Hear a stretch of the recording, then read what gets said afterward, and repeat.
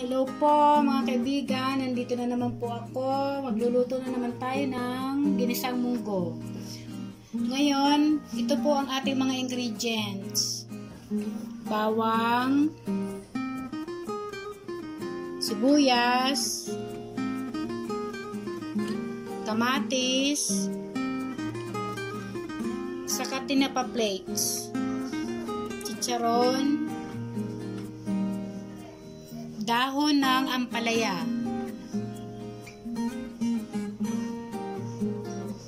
tapos pork,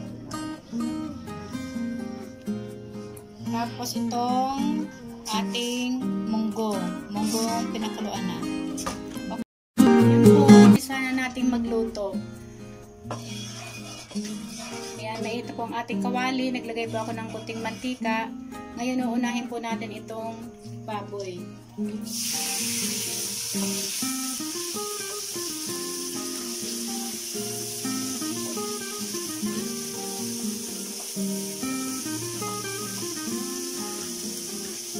Tapos ilalagay na po natin yung dahon ng ampalaya.